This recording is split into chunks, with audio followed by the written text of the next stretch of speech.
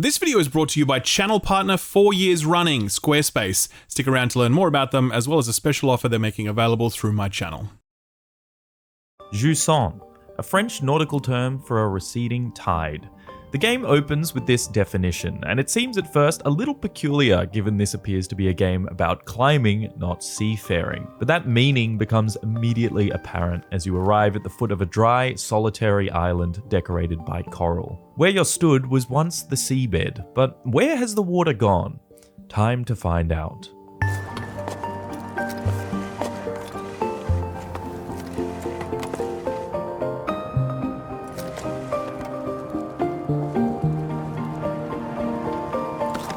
Jusant is a game perhaps defined by its simplicity. There is almost no UI, menus, dialogue, nor characters other than you and your strange amphibian companion. It's thrifty, but I suspect deliberate, as the omission of these elements make this a very focused experience. Jusant is about you, this island, and the climb. No more, no less. You'll ascend one hand or foot after the other, literally. Your left trigger grabs with your left, the right grabs with your right. This makes climbing an appropriate effort. I can't simply push forward on the stick and mindlessly scale walls. I needed to be mindful of my grip on the controller, always ensuring at least one point of contact, mimicking the same coordination required for the real deal. It's again simple, but mastering the technique will allow you to scramble these walls with significant speed, a skill that became crucial during the more challenging climbs. Your stamina can be regained by holding down the joystick, permitting a moment of reprieve for the character, but also for you to relax your fingers and plan the next move. Climbs become longer and more demanding as you might expect, some requiring you rest before almost every leap or handhold to prevent slipping up.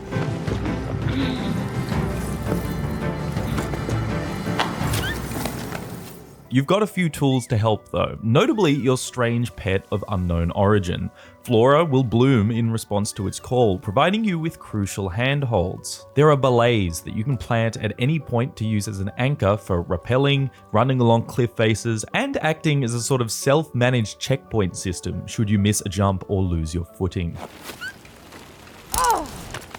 But you've got limited belays and a finite length of rope, so there's still an element of strategy required in where you place these to avoid restricting yourself. While the tools offered here aren't numerous nor deep, it's enough to bring awareness to your surroundings, plan your route with care, and manage resources along the way. Jusant isn't necessarily a difficult game, but every level will distinctly challenge your approach through the introduction of new mechanics. The scorching heat of the sun on one face of the island causes plants to wither, urging you to move with haste or cling to the shadows.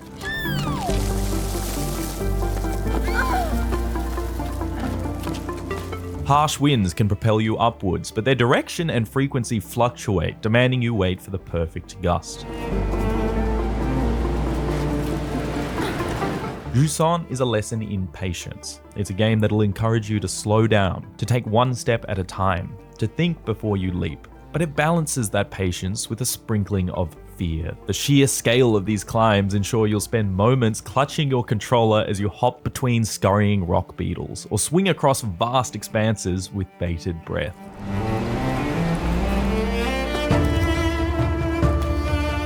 You then finally reach the top of a climb and peer down at the obstacles you've overcome, awash with sense of achievement and the confidence to continue your ascension. It's an ebb and flow of emotions, not just through gameplay, mind you, but also through the stories this world has to share.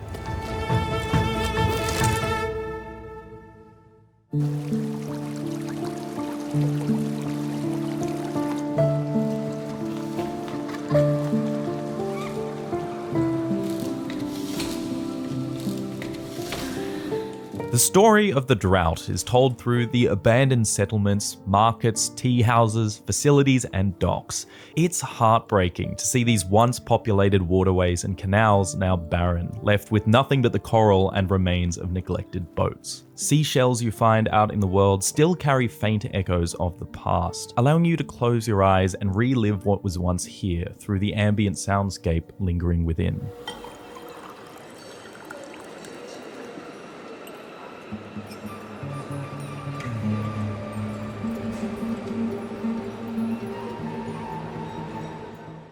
Your only reward for exploring these ruins are recorded exchanges and notes left behind by those long gone.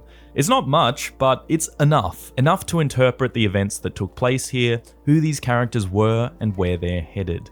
This was a civilization of climbers, not unlike yourself, that migrated up and down the mountain in accordance with the ever-changing waterline. You get the sense they were a prosperous people, concerned with little more than fishing, trading goods, and raising their young. But with the tides now receded, they appear somewhat divided. Some wished to stay and pass on peacefully within their homes. Some ventured forth into the lands beyond to seek an oasis. But the youth looked to climb the island in search of mythological beings that'll bring the return of water. It's these youth you'll follow closely through their journal entries. Despite being mere words on a page, I did find myself invested in the story of these starry-eyed adventurers. It's written in a befittingly casual and childlike way, making them relatable and allowing you to clearly visualize their personalities. They are the vehicle through which this narrative unfolds, as you experience secondhand their conversations and discoveries made during their journey upwards. However, without tangible characters to interact with, it does result in you feeling like a bystander to this story, that nothing you do will have an impact. What use is there in restoring this world if there's nobody left to live in it? I had hoped the story's conclusion would address these lingering questions, but it unfortunately doesn't quite pay off the way I anticipated. Still, this kind of storytelling leaves room for interpretation, for mystery, which nonetheless kept me intrigued the whole way through and seeking every morsel I could.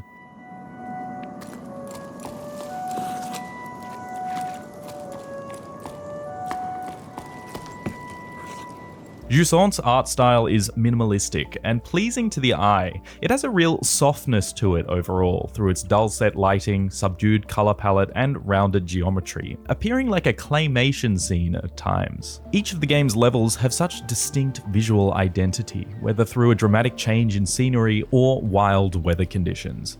I suspect Jusant will be most recognized though for its wonderful soundtrack. Somber tunes using the game's leitmotif reflect the sad state of these forgotten landscapes.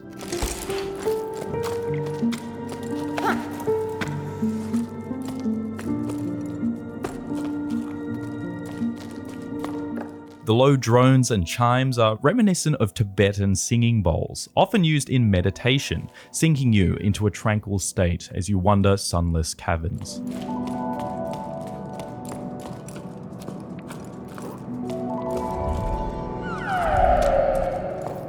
It then juxtaposes these moments of calm with the climbing sequences where the tempo rises dramatically, culminating in a crescendo of piano, percussion, and string that spurs equal parts anxiety and determination as you approach the peak.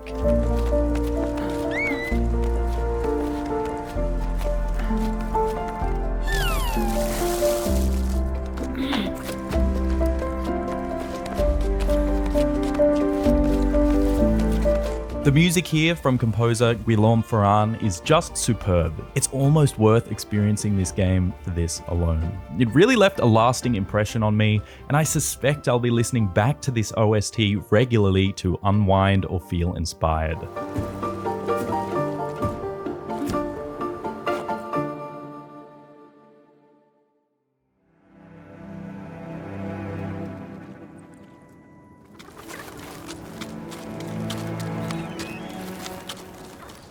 Jusant is available on PS5, Xbox Series consoles, and PC, but it's also on Game Pass if you want an inexpensive way to try it. It's worth noting that this isn't a long game, only about 5 hours to complete, give or take. There's a few little collectibles and points of interest hidden about, but otherwise it's a short and fairly linear title that can be cleared in an afternoon. It's developed by Don't Nod, the studio behind the Life is Strange series, a series that is all about dialogue. So it's neat to see them deviate from their usual style here with a game so light on story. You get the sense this was sort of a smaller scope passion project, yet I think they've succeeded here with a quaint game that will still evoke emotions within you without a single spoken word. While I think its story doesn't totally deliver on the threads spun by its breadcrumbs, Jusant is still a delightful sensory experience that offers respite from the hustle and bustle of everyday life. If you're in the headspace for that and looking for a pleasant way to spend an afternoon, consider climbing to the clouds and beyond in Jusant.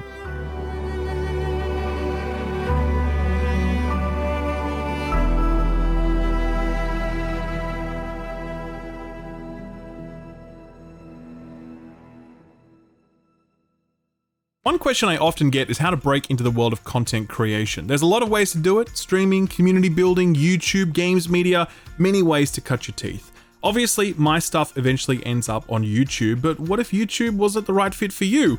What if you wanted to build your own independent gaming outlet or blog, allowing you to talk about games how you like, building a portfolio of work as you did so that you could one day leverage into different opportunities? Well, if you're just starting out, then could I suggest Squarespace? Squarespace lets you build professional-looking websites in minutes. You just select from their extensive list of pre-built templates, customize those templates to your desire, and boom, you are in business. It really is that easy. Squarespace's intuitive tools and huge library of templates make it super easy to get started. If you can handle formatting a Word document or a PowerPoint slide, then you are already well and truly equipped to make a fantastic looking website through Squarespace. Once it's live and your content starts going up, Squarespace has all sorts of back-end tools to help you track and grow your site.